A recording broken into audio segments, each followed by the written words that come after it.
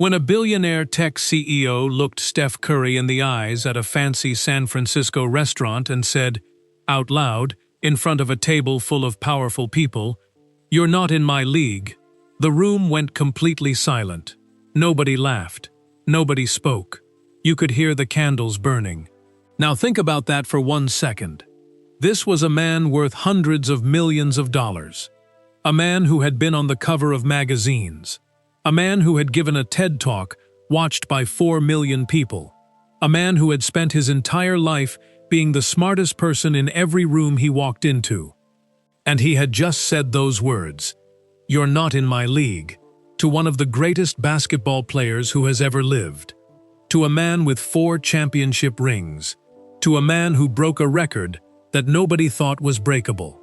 To a man who has spent his entire life being told he is not enough. By college recruiters, by NBA scouts, by doctors who looked at his ankles and shook their heads.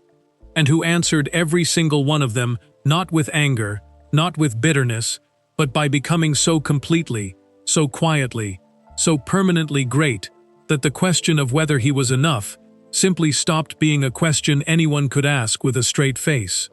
The table full of investors and executives sat frozen. And Steph Curry looked at this man. He did not raise his voice. He did not make a face. He did not perform anything for the room.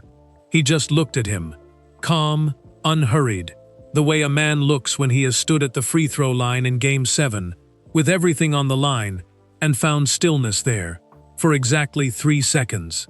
And then he said 3 words. 3 words so simple, so perfectly placed, so completely undeniable, that a clip of him saying them out loud, weeks later, at a post-game press conference, became the #1 trending topic in the United States, the United Kingdom, and Australia, all at the same time. 3 words that made NBA legends stop scrolling. 3 words that made Fortune 500 CEOs share a video they found on a sports blog. 3 words that made an 11-year-old boy in East Oakland, a boy who had never met Steph Curry, who was standing at a free throw line in a community center gym, pump his fist and say, "That's why I want to be like him." Not because of the threes. Because of that. But here is the thing. If I told you the 3 words right now, before you knew the full story, they would land like a pebble. You would hear them. You might smile. You might share them. And then you would forget them by tomorrow. Because the 3 words are not powerful because they are clever. They are not powerful because they are savage or cutting or perfectly timed. They are powerful because of everything that built them. Every gym at midnight, every recruiter who said no, every surgeon's table, every morning when the easier choice was to stop and he went back anyway. The 3 words are the last line of a 20-year story. And if you want them to hit the way they are supposed to hit, if you want to feel what that room felt, what Priya felt sitting 4 seats away with her wine glass halfway to her mouth, what Darius Cole felt in the back row of that press conference when the whole room stopped breathing, then you need to hear the whole story first. Stay with me, because by the time we get to those 3 words, and we will get there, I promise, you are not going to forget them. Not tomorrow, not next week, not for a long time after that. Marcus Velian did not walk into rooms. He arrived in them. There is a difference. Walking into a room means you are going somewhere. Arriving in a room means the room has been waiting for you. Marcus had understood this distinction since he was 19 years old, sitting in his first college startup competition at Stanford University, watching older students fumble through their presentations while he waited, perfectly still, for his turn. He won that competition. He has not stopped winning since. Marcus grew up in Palo Alto, California, the kind of place where the coffee shops smell like ambition, and even the kids on bicycles seem to be going somewhere important. His father, Dr. Richard Velian, was an economics professor at Stanford. His mother, Carol Velian, was a patent attorney who once told Marcus, when he was 8 years old and had just lost a chess tournament, that losing was simply a data point, not a verdict, just information. Marcus never forgot that. He was not the kind of child who played outside much. Not because he was unhappy. He was perfectly content. He just preferred problems. He loved the feeling of a question that didn't have an answer yet, the quiet satisfaction of sitting with something difficult until it cracked open. While other kids in his neighborhood were playing basketball in driveways and trading baseball cards, Marcus was building spreadsheets on the family computer and reading books about how companies worked. His bedroom wall had no posters of athletes or musicians. It had a whiteboard. By the time he was 16, he had already built a simple app that helped local restaurants track food waste. He charged them nothing. He just wanted to see if it worked. It did. A small catering company in Menlo Park used it for 6 months and cut their food costs by 22%. Marcus printed out the data, put it in a folder, and filed it under a tab he labeled Proof. He collected proof the way other people collected trophies. At Stanford, he studied computer science and economics at the same time, a combination that most students attempted and most students abandoned by sophomore year. Marcus did not abandon it. He thrived. He had a way of making complexity look effortless that his professors found either inspiring or slightly unnerving, depending on their personality. His first company came at 24, a logistics software firm called PathRoute that helped delivery companies find faster, cheaper routes using predictive modeling. He sold it to Amazon 3 years later for $40 million. In Silicon Valley terms, that is a respectable outcome, not a legend-making one. But enough. Enough to buy credibility, enough to get the next meeting, enough to make investors take his calls. Marcus was not satisfied with enough. He wanted to build something that changed how people thought. Not just what they did, but how they thought. He wanted to reach inside an industry and rearrange its furniture so completely that people forgot what the room used to look like. He found his target in professional sports. In 2019, he launched NeuralEdge, an artificial intelligence company based in Soma, San Francisco, housed in a glass-fronted building on Folsom Street where the air conditioning hummed like a promise. The idea was clean and radical. Build an AI system that could analyze professional athletes at a deeper level than any human scout or coach ever could. Not just tracking speed and shooting percentage. Deeper. Sleep patterns, micro-movement data, the tiny changes in stride length that happen 6 weeks before a hamstring injury. The subtle drop in reaction time that predicts decline before the player even feels it in their body. Marcus called it the end of guesswork. The sports world was skeptical at first. Coaches are proud people. They have spent decades developing instincts, watching thousands of hours of film, building gut feelings that they trust the way sailors trust the sky. The idea that a machine in San Francisco could know their players better than they did, it landed like an insult. But money has a way of softening insults. By early 2024, NeuralEdge had raised $340 million in Series C funding. Their investor list read like a who's who of Silicon Valley royalty. Firms from Sand Hill Road in Menlo Park, the most famous address in venture capital, had backed them. Marcus had been on the cover of Wired magazine. He had given a TED Talk in Vancouver that reached 4 million views in its first month. The talk was titled, The End of Instinct. In it, he stood on a red circle in the center of a dark stage and said, calmly, with total confidence, "The next great athlete will not be discovered in a gym. They will be discovered in a dataset." The audience gave him a standing ovation. Marcus smiled the smile of a man who expected exactly that. He was 38 years old. He had never played a competitive sport in his life. He had never stood at a free throw line with 10 seconds left and a building full of people screaming. He had never been told by a college recruiter that his body wasn't good enough. He had never rehabbed an ankle at 6 a.m. in an empty gym while wondering if this was finally the thing that ended it all. He did not know what he did not know. That is the most dangerous kind of confident. On the evening of March 5, 2024, Marcus sat at the long center table at Cotonia Restaurant on Pacific Avenue in San Francisco. 13 people around him, investors, advisors, a journalist, good wine, great pasta, a partnership deal worth celebrating. He was, in his own mind, at the absolute peak of everything.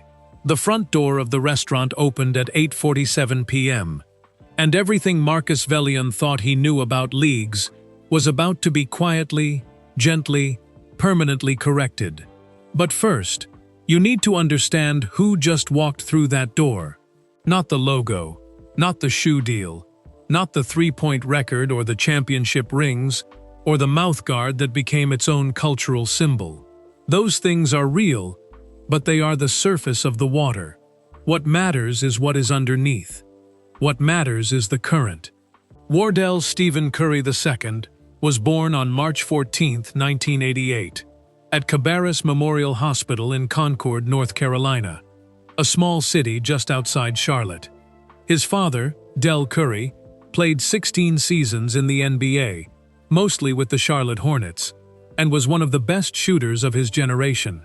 His mother, Sonia Curry, was a volleyball player at Virginia Tech before she became the kind of mother that coaches quietly thank God for, the kind who shows up early, stays late, and tells her children the truth. Growing up, Steph went to games. He sat in NBA arenas as a child and watched his father play.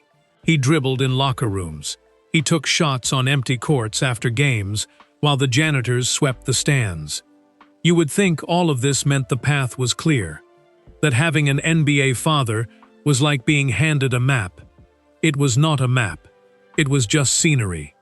Because when Steph Curry began to be recruited out of Charlotte Christian School in 2006, the big programs looked at him and saw the wrong things. They saw a slight frame, barely 160 pounds. They saw a 6-foot height that might not hold at the college level. They saw ankles that a physical trainer had already flagged. They ran their measurements and checked their charts and made their phone calls. And one by one, they passed. Duke passed. North Carolina passed.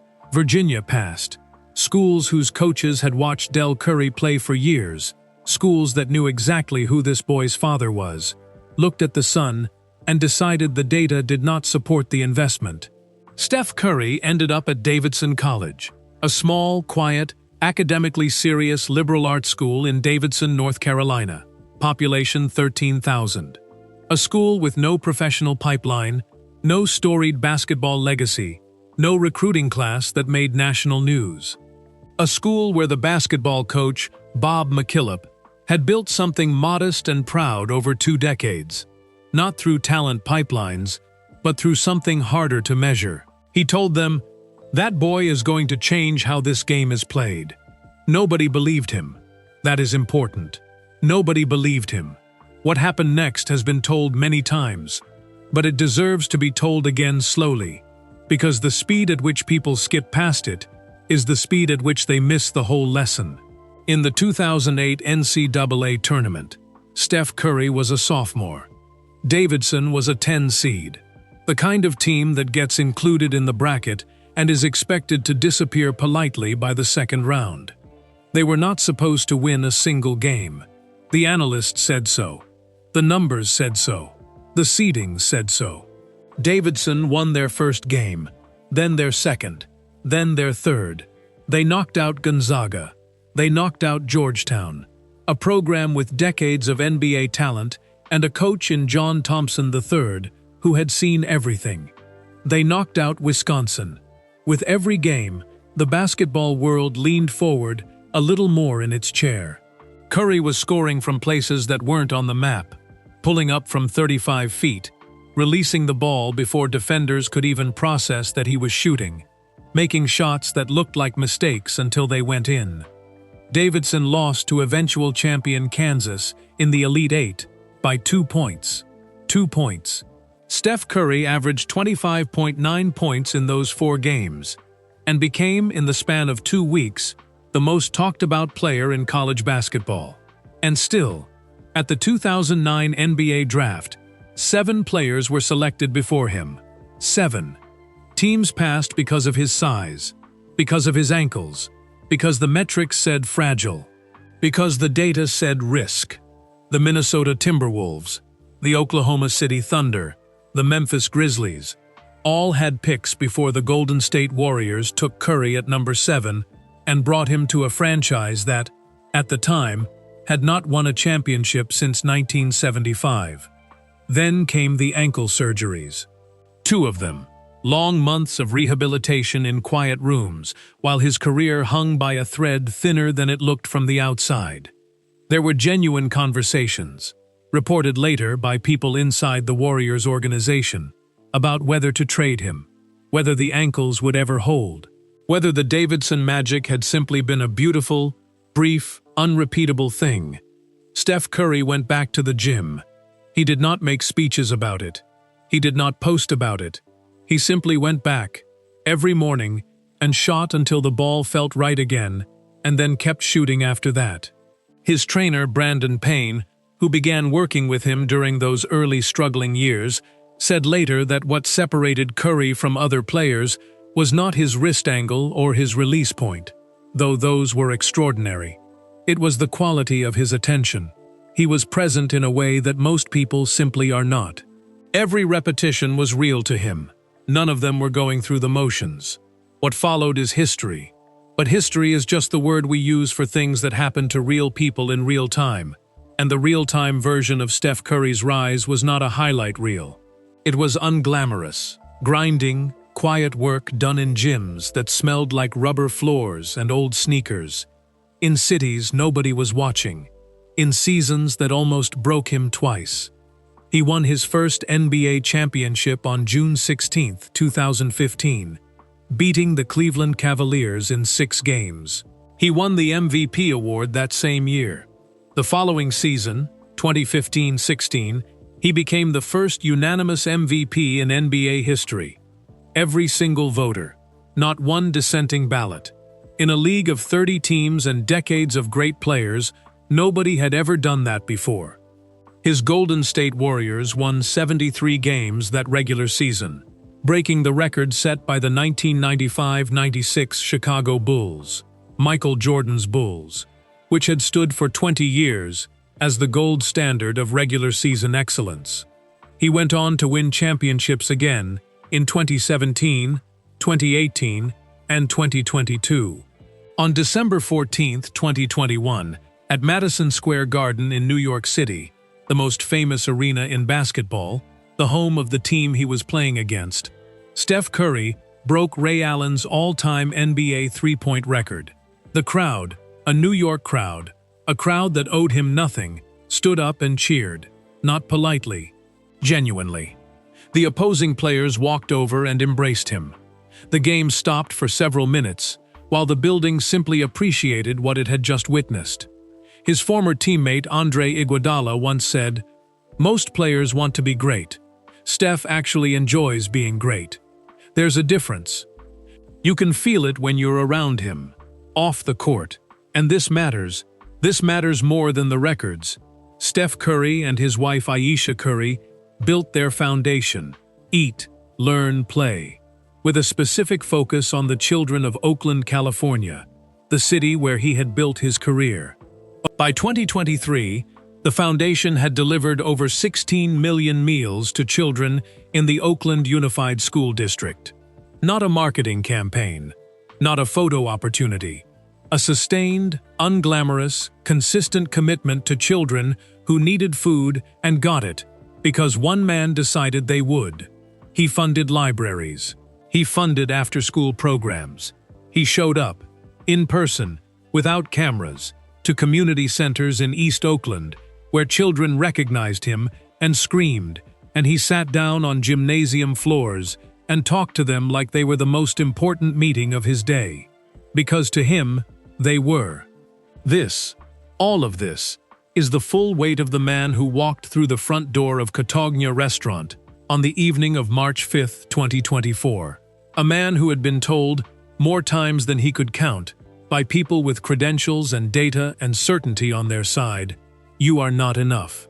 A man who had answered that verdict not with anger or bitterness or a need to prove anything to anyone, but simply by continuing to become more completely, more quietly, more irreversibly himself.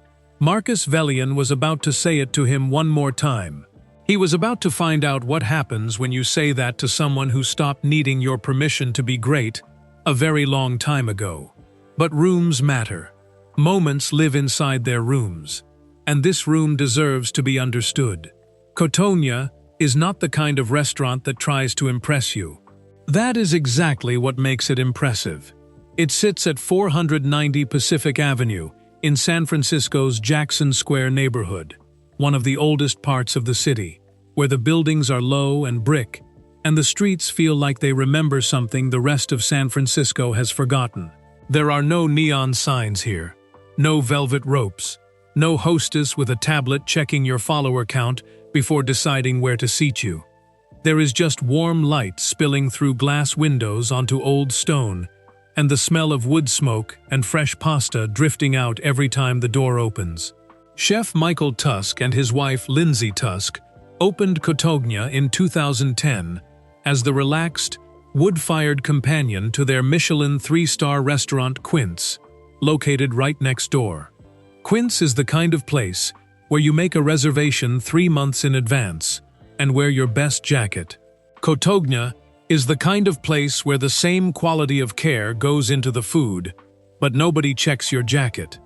It became, almost immediately, a genuine San Francisco institution, not because of press releases or celebrity sightings, but because the roasted chicken was extraordinary, and the wine list was honest, and the room made you feel, somehow, that things were going to be fine.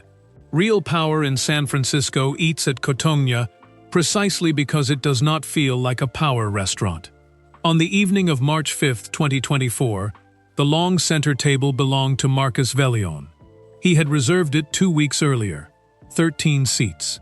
The occasion was the quiet celebration of Neural Edge's newest achievement, a partnership deal, still officially unannounced, with 2 NBA franchises who had agreed to embed Neural Edge's AI system directly into their coaching staff's real-time decision-making, not as a suggestion tool, as a primary input.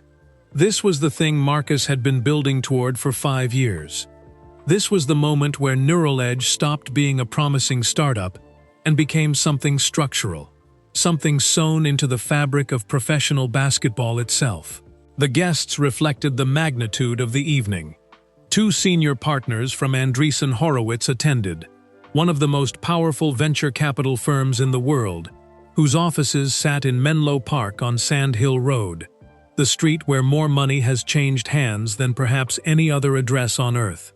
Across from them sat a representative from Sequoia Capital, another Sand Hill Road institution, the firm that had backed Apple, Google, and WhatsApp before they were household names. There was also a quietly placed executive from one of the NBA franchises in the partnership.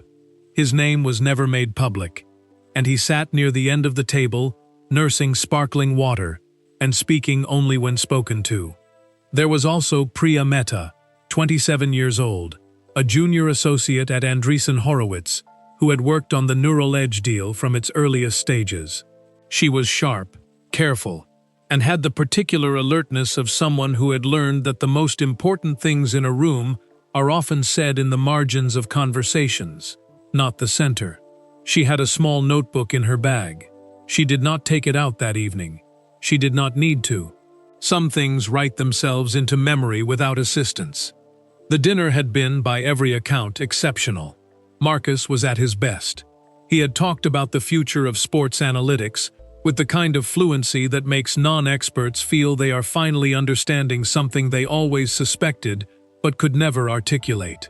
He had shared, carefully, without naming names, that Neural Edge's predictive model had already flagged 3 current NBA players whose performance metrics suggested significant decline within the next 18 months.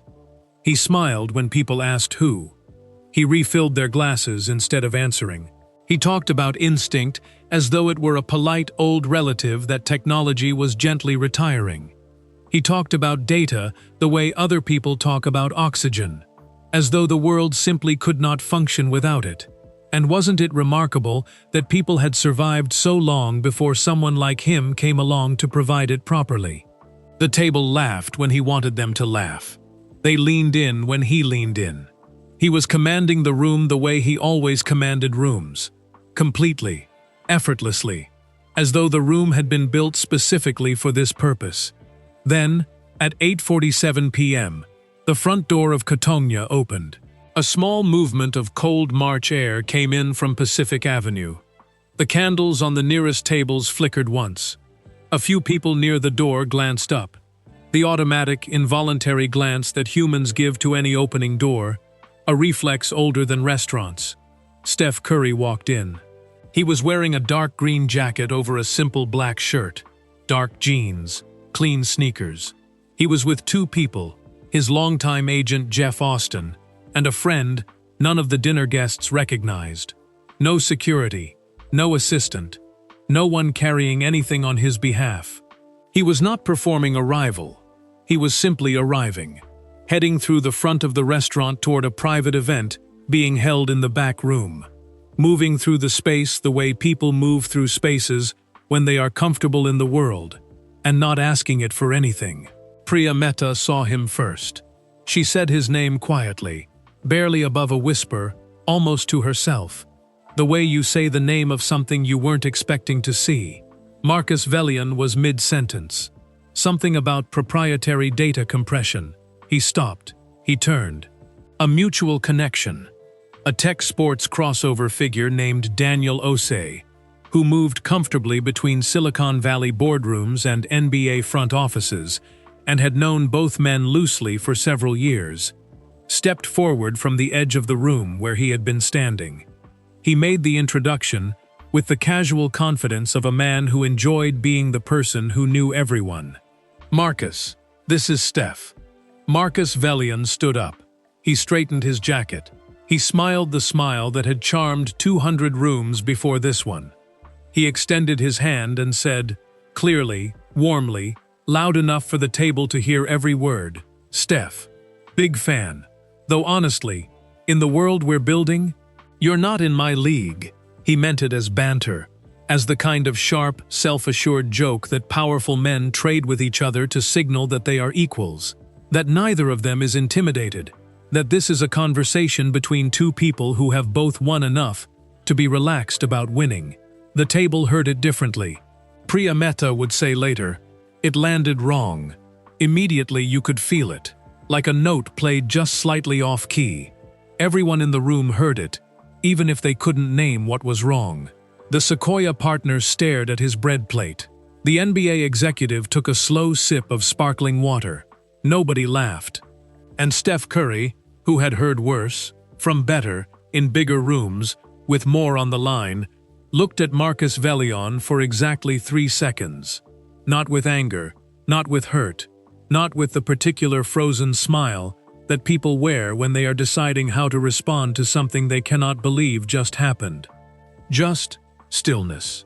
The specific, earned stillness of a man who has stood at the free throw line in the fourth quarter of a deciding game, with 20,000 people screaming and his team's season balanced on a single moment, and found quiet there.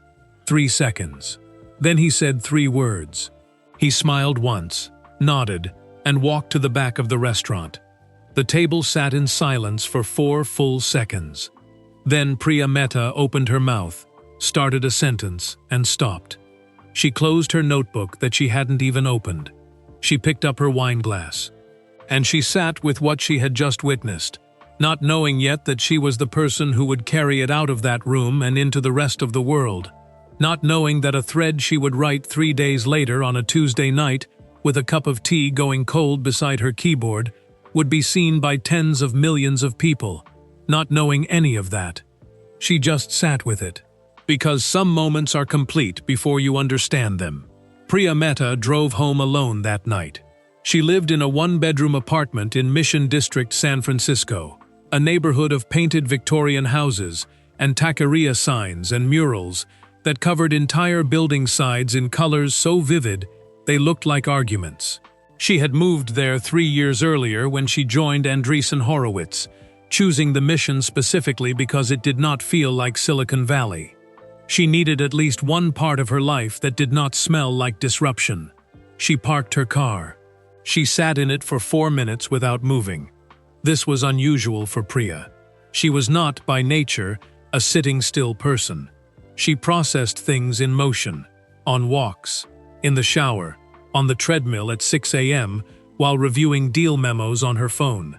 Stillness made her feel like she was falling behind something. But tonight she just sat. The street outside was quiet. A couple walked past holding hands. A cat crossed under a streetlight like it owned the block, which it probably did. Priya kept hearing it. "You're not in my league." Not the words themselves. She had heard sharper things in conference rooms, had watched smarter men say crueler things and smile afterward. What she kept hearing was the specific combination of the words and the room and the person they were said to. The way the table had gone quiet. The way nobody laughed. The way even the people who admired Marcus, and several of them genuinely did, had found somewhere else to look. And then the 3 seconds of stillness. And then the 3 words. She got out of the car. She went inside. She made chamomile tea, not because she particularly wanted it, but because her hands needed something to do. She sat at her kitchen table across from her roommate Sasha Obi, a UX designer with paint-stained fingers, and the excellent quality of knowing when to ask questions and when to just be present. Priya told her the whole story, start to finish. The dinner, the energy, Daniel Osei's introduction, Marcus standing up, the words, the silence, the 3 seconds, and then what Steph said. Sasha Obi said, "Are you serious?" 3 times. Each time with slightly different emphasis. The way you repeat something, not because you didn't hear it, but because your brain is still catching up to your ears. Then they sat quietly together for a while. Then Priya went to bed. She did not sleep well. Not because she was distressed, more because the moment kept replaying with the quality of something that had not finished happening yet. Like a sentence whose last word you cannot quite hear. She woke up on March 6th and went to work. She sat in 2 meetings about a completely different deal, a healthcare AI company in Boston, and contributed intelligently, and took good notes, and gave no indication to anyone in either room that anything unusual had occurred the previous evening. She told no one at work. She went home. She made pasta. She watched 30 minutes of television without absorbing any of it. On March 7th, she called her mother in Fremont.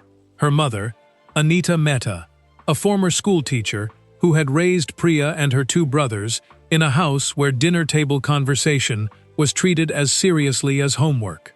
Her mother asked how the week was going. Priya said something interesting happened and told the story again. Her mother was quiet for a moment. Then she said, "Write it down, Beta. Things like that. You write them down before they change shape in your memory." Priya's mother had never been on Twitter. She did not know what a thread was. She was simply a woman who understood that some things need to be committed to paper, or whatever paper had become, before the world's noise gets into them and rearranges them into something tidier and less true. Priya said she would think about it. On the night of March 8, 2024, 3 days after the dinner, Priya Mehta sat down at her kitchen table at 9:23 p.m., with her laptop open and a cup of tea beside her that went cold before she finished. She opened X, formerly Twitter. She stared at the blank text box for a while. Then she began to type. She was not writing to expose anyone. She was clear about that in her own mind before she wrote a single word. She was not angry at Marcus. Not exactly. She had worked with him, had watched him be genuinely brilliant, in rooms where brilliance was the only currency that mattered, and she believed in what Neural Edge was building. She was not writing a takedown. She was writing because her mother had told her to write it down, and because Sasha had looked at her across the kitchen table 3 nights ago with an expression that said, "This matters," and because some things demand to be said out loud, even when there is no obvious reason to say them. The thread had 7 parts. She described the restaurant, not by name at first, just the warmth of it, the candlelight, the specific quality of a room full of powerful people who were briefly caught off guard. She described the introduction, She described Marcus's words, accurately, without editorializing. She described the silence that followed. She described the 3 seconds. And then she described Steph's response, not by revealing the 3 words, but by describing only what they did to the room, what they did to the air, what they did to the 11 other people sitting at that table who had witnessed it. She wrote, "I've been in a lot of rooms with powerful people. I've watched people be dismissed and respond with grace. I've never seen someone end a conversation that completely, that gently, with that few words. It wasn't a clapback. It was something older than that. I don't have a better word for it than dignity." She posted it at 11:14 p.m. Then she closed her laptop and went to bed. She had 847 followers. She expected perhaps 40 or 50 people to read it, a small ripple in a very large ocean. She expected to wake up, check her phone, see a handful of likes and maybe 2 replies, and go about her Friday. She did not check her phone before bed. At 6:17 a.m. on March 9th, her phone buzzed. Then again. Then it began buzzing with the continuous, relentless rhythm of a device that has forgotten how to stop. She picked it up with one eye open and the particular confusion of someone not yet fully awake. The thread had 40,000 likes. Kevin O'Malley, a well-respected sports journalist at The Ringer, one of the sharpest sports and culture outlets in the country, had retweeted it at 2 a.m. with a single line, "Read this." That was all it took. Priya sat up in bed. Sasha appeared in the doorway in pajamas, hair still flat from sleep, holding her own phone with the same expression. "It's everywhere," Sasha said. Priya looked at her screen, then out the window at the Mission District morning. The same painted houses, the same murals in their vivid colors, the same ordinary Friday street. Something had changed while she slept. She just didn't know yet how much. By 9 a.m. on March 9th, Priya Mehta's thread had been retweeted by 4 verified sports journalists, 2 NBA analysts, and a former professional basketball player whose name she recognized from her childhood. By noon, it had crossed 200,000 likes. By 3 p.m., it was being discussed on ESPN's afternoon programming.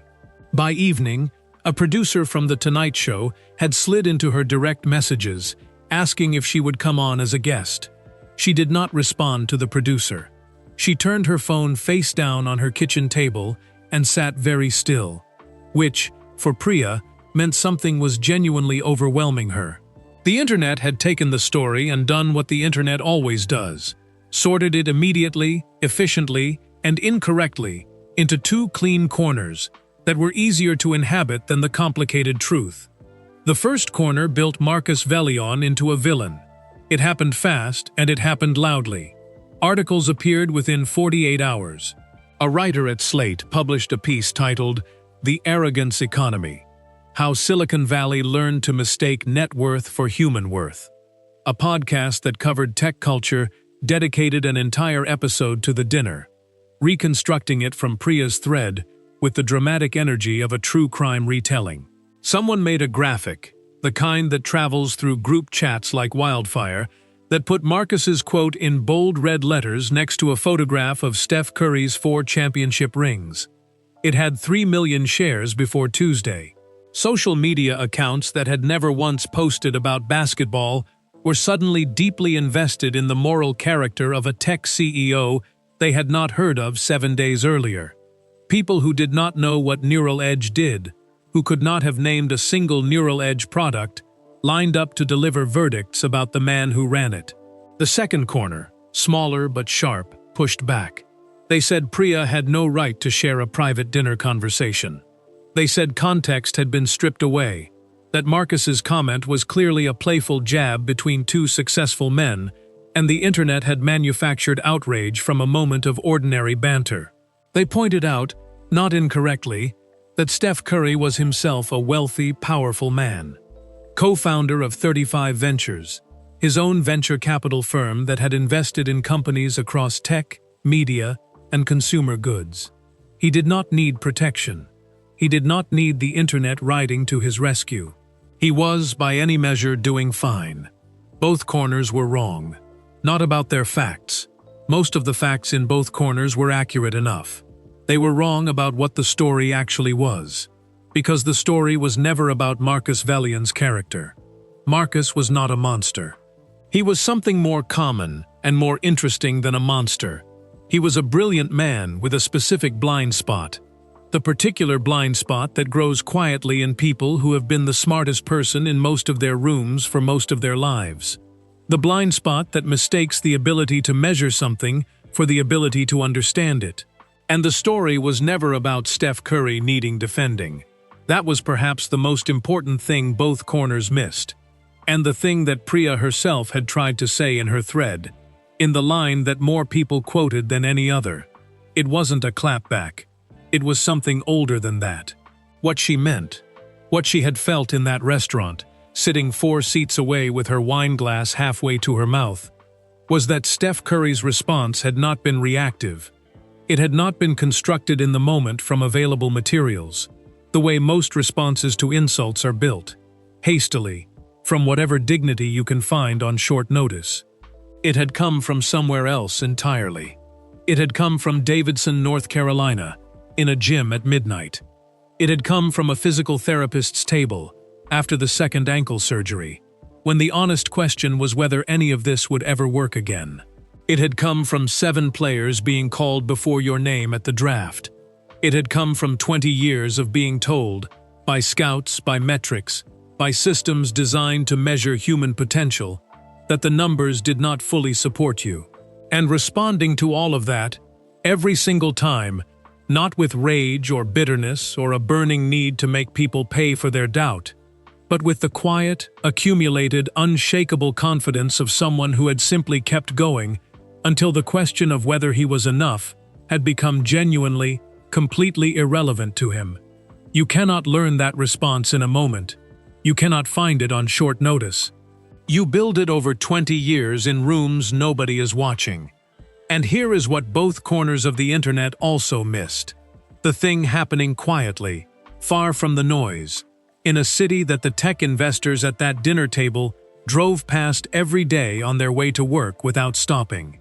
In East Oakland, a boy named Jalen Ferris was watching all of this on his mother's phone. And something was being decided in him. Jalen Ferris was 11 years old and small for his age, wiry through the shoulders, quick on his feet, with hands that seemed slightly too large for the rest of him, the way a puppy's paws suggest the dog it is going to become. He lived with his mother, Denise Ferris, in a second-floor apartment on 76th Avenue in East Oakland, a neighborhood of chain-link fences and corner stores and streets that the city's tourism brochures had never once mentioned, but where people built real lives with the materials available to them, and loved their children with a ferocity that no brochure could contain anyway. Denise worked as a home health aide. She left the apartment at 6:45 a.m., 6 days a week, and came home at 6:30 p.m., with tired feet and a consistent, quiet determination to sit with Jalen at the kitchen table after dinner and go through his homework line by line. She did not have a college degree. She had a belief, the particular unshakable belief of mothers who have decided that their children's lives will be larger than their own circumstances, that Jalen's mind was the most important thing in the apartment, and it would be treated accordingly. Jalen was not a straight-A student. He was a curious one, which is different and arguably better. He asked questions that his teachers sometimes did not know how to answer. He read slowly, but retained everything. And he loved basketball with the specific, consuming love of a child who has found the one thing that makes the world feel ordered and possible, and completely his. He had been playing organized basketball for 2 years through an after-school program run by Eat, Learn, Play, Steph Curry's foundation, at a community center near Fruitvale Station in Oakland. The program ran 3 afternoons a week. It provided coaching, tutoring, and a hot meal before practice. The meal being, for several children in the program including Jalen, the most reliable hot meal of their day. This was not a detail the foundation advertised loudly. It was simply something they understood, and addressed without making the children feel the weight of being addressed. Jalen's coach in the program was Marcus Webb, no relation to any tech CEO, a distinction he made cheerfully and often. Marcus was 24 years old, had played 2 years of college ball at Cal State East Bay before a knee injury ended his playing career, and had found in coaching something that felt more important than playing had ever felt. He was the kind of young coach who remembered exactly what it felt like to be 11 and uncertain, and desperately hoping that someone in authority would look at you and say yes, not to your statistics, not to your potential market value, but to you. He had been following the viral story on his phone between practice sessions. On a Thursday afternoon in mid-March 2024, after the kids had run drills and scrimmaged, and the gym was cooling down, and most of the other children had collected their bags and drifted toward the door, Jalen stayed behind. He was shooting free throws alone, the same free throws over and over, with a concentration that Marcus had learned not to interrupt, because it meant the boy was working something out inside himself. Marcus was stacking chairs along the wall when Jalen spoke. He did not look up from the free throw line. He just asked the question into the empty gym, the way children ask their most serious questions, sideways, without full eye contact, as though the asking itself is the vulnerable part, and they need to protect it slightly. Did Steph actually say that to that man? Marcus Webb set down the chair he was holding. Yeah, he said. He did. Jalen bounced the ball twice. The sound echoed in the empty gym, that specific, hollow echo of a basketball in a quiet space, that is one of the loneliest and most comforting sounds in the world simultaneously, depending entirely on where you are in your life when you hear it. Then Jalen said, "That's why I want to be like him. Not because of the threes, because of that." Marcus Webb stood completely still. In 2 years of coaching, in hundreds of after-school afternoons in this gym, in countless conversations with children who were trying to figure out who they were going to be, he had never heard a child cut so cleanly to the center of something. Not because of the threes, because of that. Because of the ability to stand in front of someone who has just tried to make you feel small, and feel nothing but your own fullness. Because of the years of quiet work that build the kind of person who does not need a room's permission to know their own worth. Because of the specific freedom of a man who had been told no enough times that other people's no had simply lost its power over him. An 11-year-old boy in East Oakland, standing at a free throw line with 2 large hands, and a mother who checked his homework at 9 p.m. with tired feet, he understood this, not as philosophy, as something personal, as something he needed and recognized and was quietly, seriously deciding to build in himself. Marcus Webb took out his phone and texted his supervisor 4 words. "You need to hear this." 3 weeks later, a cream-colored envelope arrived at 76th Avenue. Denise Ferris brought it inside and set it on the kitchen table, the same table where homework happened every night, and called Jalen from his room.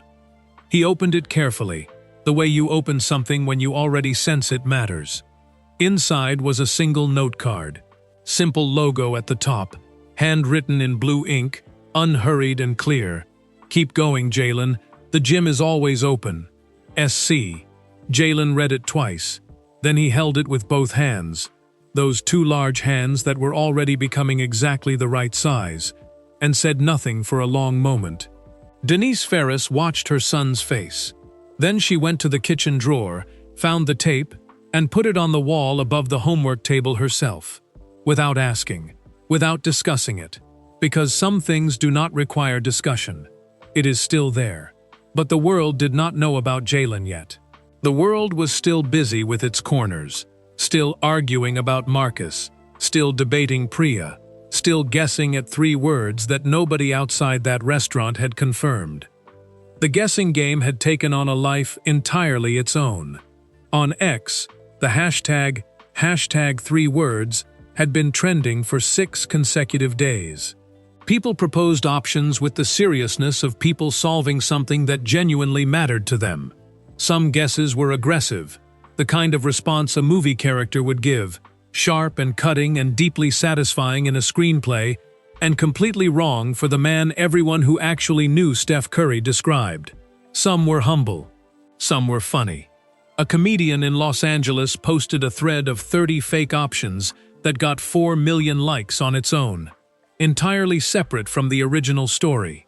Priya Mehta had said, in a follow-up post on March 12th, that she would share the 3 words, but only when it felt right. She did not explain what right meant. She did not offer a timeline. The internet, unaccustomed to waiting, found this both maddening and compelling. Meanwhile, the Golden State Warriors kept playing basketball. On the night of April 2, 2024, the Warriors hosted the Sacramento Kings at Chase Center, the gleaming waterfront arena in San Francisco's Mission Bay neighborhood that the Warriors had called home since 2019. It was a Tuesday night regular season game with genuine stakes. Both teams were navigating the tight, unforgiving mathematics of Western Conference playoff positioning with less than 2 weeks left in the regular season. The Warriors won 118-112. Steph Curry scored 32 points. He made 6 three-pointers. He did the things he does. The pull-ups from distances that still, after 15 years, make basketball crowds inhale sharply. The offhand dribbles that wrong-foot defenders who have specifically prepared for him. The celebrations that are joyful without being cruel, exuberant without being diminishing. Afterward, he sat at the post-game press conference table, the standard folding table with the Warriors logo backdrop, the bouquet of microphones pointed at his face, the assembled journalists with their recorders and laptops, and the particular practiced patience of people who ask questions for a living. The questions move through the game in the expected order. The big plays, the playoff picture, his conditioning this late in the season. Then a reporter raised his hand from the back of the room. He was not from ESPN, not from The Athletic or the San Francisco Chronicle. He was a young journalist, 22 years old, fresh out of San Francisco State University, named Darius Cole, who wrote for a small Bay Area sports blog called The Bay Reel that had approximately 3,000 regular readers and a website that his friend had built for him for $200. Darius had been given a press credential for Warriors home games 4 months earlier. He still felt slightly fraudulent using it. He had almost not raised his hand tonight. He had almost decided the question was too personal, too outside the boundaries of standard post-game protocol, too likely to make him look foolish in a room full of experienced journalists. He raised his hand anyway. Steph Curry's eyes found him in the back row. "Go ahead," Steph said. Darius Cole cleared his throat. "Steph, there's been a lot of talk online about something that happened at a dinner back in March. A comment a tech CEO made to you. I don't want to put you on the spot, but were you there? And if you were, did you respond?" The room transformed instantly. The ambient shuffling of journalists, the quiet tapping of laptops, the muffled sound of recorders being adjusted. All of it stopped. Every head turned either toward Darius Cole or toward Steph Curry. The Warriors' PR staff member standing against the sidewall straightened slightly. Steph Curry looked at Darius Cole for a moment. Then the real smile came, not the press conference smile, the performance of warmth that public figures develop for cameras over years of practice. The actual one, the one his teammates described, the one that reached all the way up. He leaned forward into the microphone bouquet. "Yeah," he said, simply and completely. "I was there." The room held its breath. "What'd you say?" Darius asked.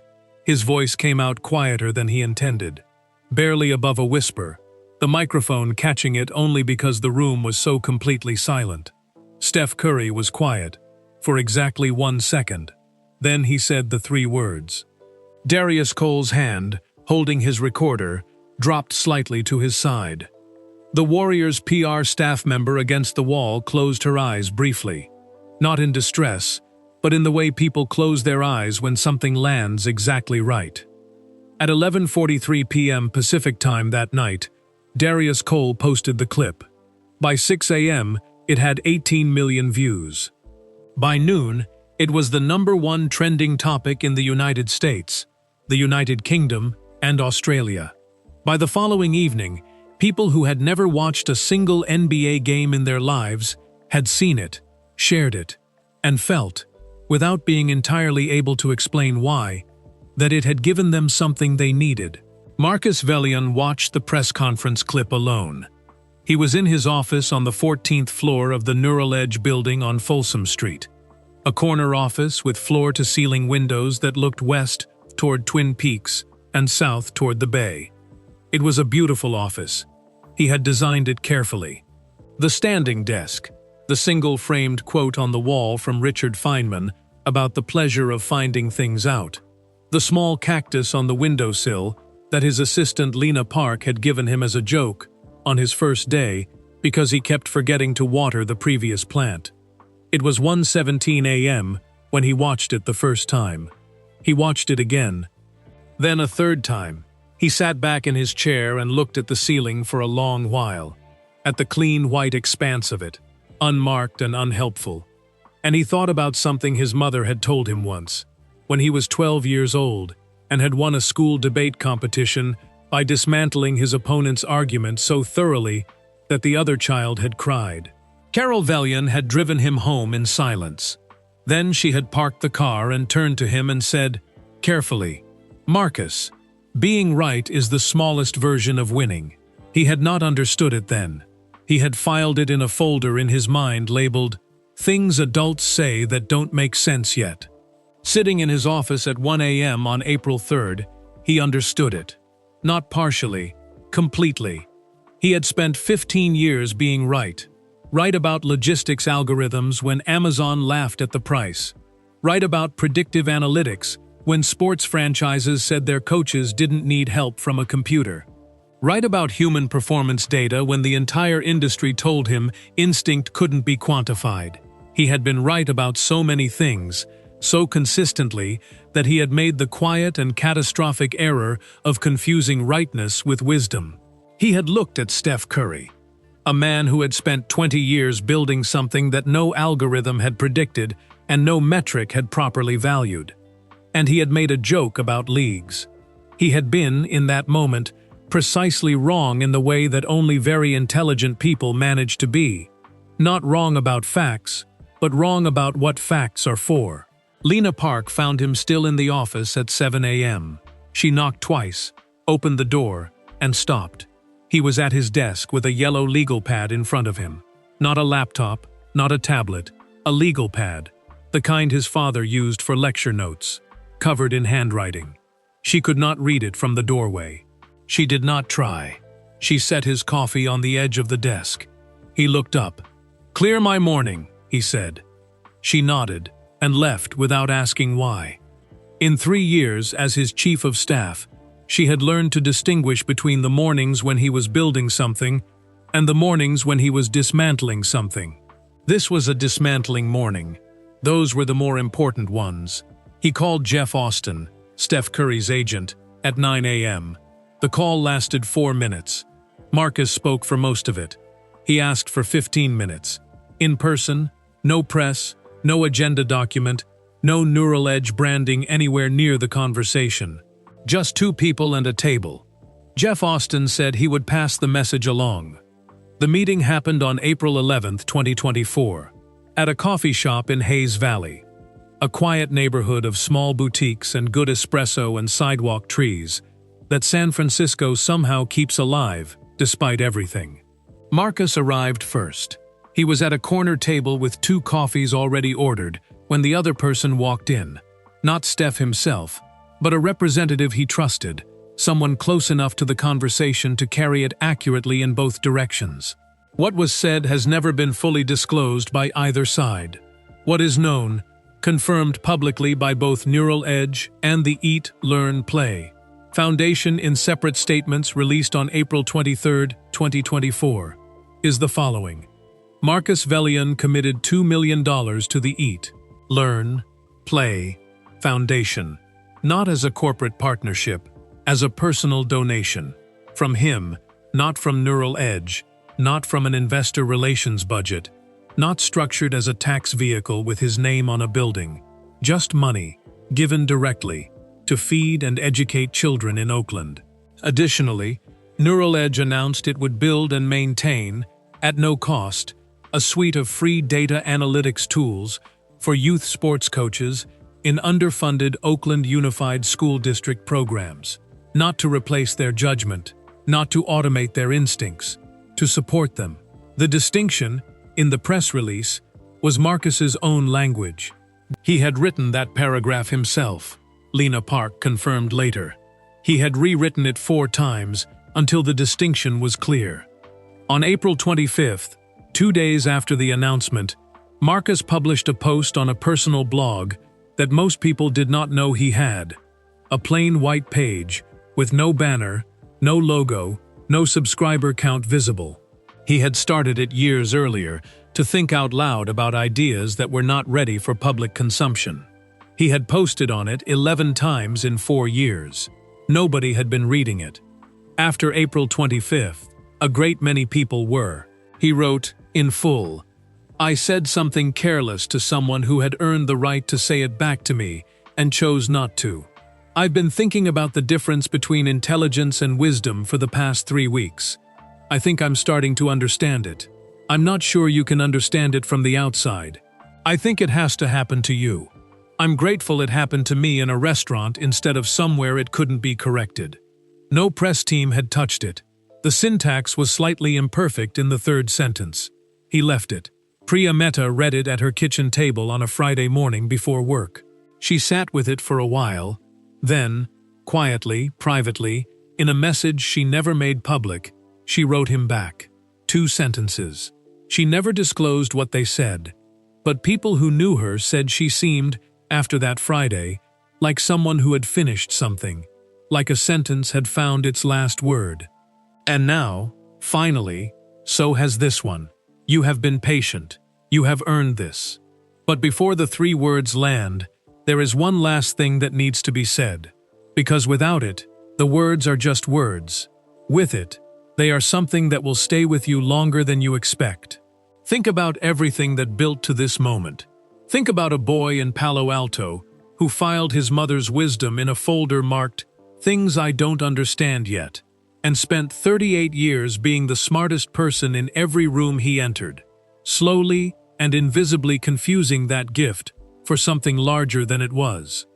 Think about another boy, in Charlotte, North Carolina, who was told by every system designed to measure human potential that the numbers did not fully support him, who drove to Davidson College in a car that was not headed toward any of the destinations the recruiting world had mapped out for greatness, who sat in a physical therapist's office after his 2nd ankle surgery and faced, honestly and alone, the possibility that this was simply where the story ended, who went back to the gym anyway.